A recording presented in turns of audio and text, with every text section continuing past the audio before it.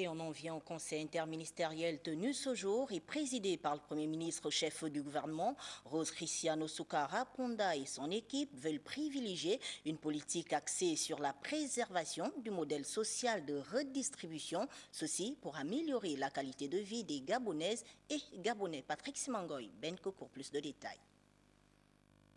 Ce 14e conseil interministériel a été encore une occasion saisie par Madame le Premier ministre, chef du gouvernement, de fixer la priorité conformément à la volonté du chef de l'État, Ali Bongo Ondimba, qui repose sur la stratégie de développement humain qui se déroule progressivement.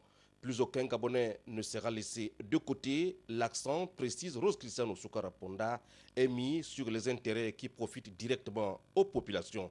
Une politique axée, entre autres, sur la préservation de notre modèle social de redistribution pour améliorer la qualité de vie des Gabonaises et des Gabonais et consolider notre vivre ensemble.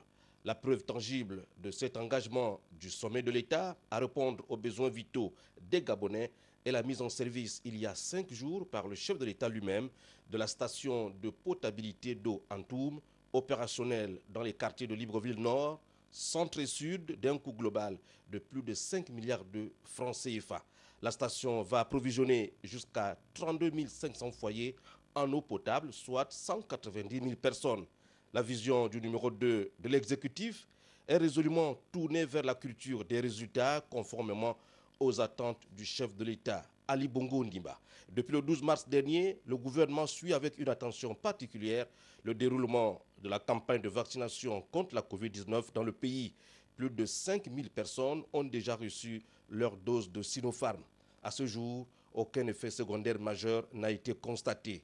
On peut dire, sans risque de se tromper, que ça bouge dans le bon sens. Le Gabon, sous l'impulsion du chef de l'État, s'arrime à l'international grâce à la connexion à la fibre optique dont 528 km viennent d'être réalisés et sont opérationnels sur l'axe nord. L'inauguration de la seconde phase définitive du réseau fibre optique vient d'avoir lieu à Bitam, dans l'Antème, la localité des 3 frontières.